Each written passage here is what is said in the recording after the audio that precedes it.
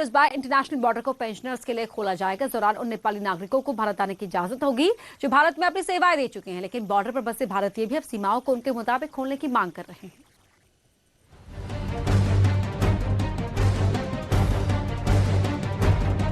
गिने चुने मौके को छोड़ दें तो 22 मार्च से नेपाल को जोड़ने वाले सभी झूला पुलों में ताले अटके हैं। 275 किलोमीटर के इंटरनेशनल बॉर्डर में लॉकडाउन के बाद दोनों मुल्कों के बीच आवाजाही नहीं के बराबर हुई है, लेकिन अब नेपाल के आग्रह पर भारत सरकार ने 23 से 27 नवंबर तक नेपाली नागरिकों को भारत में आकर पेंशन ले जाने की इजाजत दे दी है।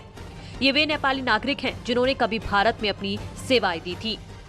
झूला घाट, जितने झूला पुल हमारे भारत और नेपाल के बीच में है, इसमें नेपाल के जो अधिकारी हैं उन्होंने अनुरोध किया था जो भारतीय सेना में कार्यरत या अन्य विभागों में कार्यरत जो पेंशनर्स हैं उनको काफी दिक्कत का सामना करना पड़ रहा है। उसको देखते हुए कुछ दिनों के लिए जो है सीमा को खोल दिया जाए ताकि लॉकडाउन के बाद भले ही खास मौकों पर इंटरनेशनल बॉर्डर खुला हो, लेकिन इसका फायदा सीमा के कारोबारियों को नहीं के बराबर हुआ है।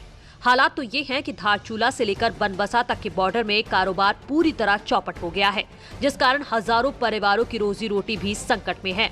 ऐसे में बॉर्डर के कारोबारी उन्हें भी रियायत देने की मांग कर रहे हैं ताकि कम ही सही लेकिन नुकसान की कुछ भरपाई उनकी भी हो सके। कि इस दौरान कम से कम इस दौरान भारतीय व्यापारी और नेपाली व्यापारी जिनका उधार का पैसा दोनों देशों में फंसा हुआ है, उनको निश्चित समयावधि के लिए इस दौरान इधर उधर जाने की अनुमति दी जाए, जिससे कि 8 माह से पड़े उनके 8 माह से जो उनको रोजगार का संकट आया हुआ है उसकी कुछ भरपाई हो पाए।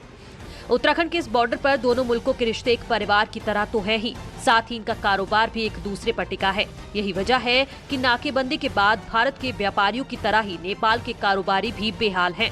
लेकिन बड़ा सवाल ये है कि आखिर कब तक सीमाओं पर ताले लगे रहेंगे और कब इनके पुराने दिन लौटेंगे। न्यूज़ 18 के लिए पिथौरागढ़ से विजयवर्धन उप्रेती की रिपोर्ट। उत्तरकाशी में यमुनोत्री हाईवे पर ऑल वेदर रोड की कटिंग के चलते कई घरों एवं होटलों को नुकसान पहुंच रहा है। हाईवे पर भूस्खलन के साथ साथ आए बड़े पत्थरों से फिलहाल मार्ग ब्लॉक हो गया है।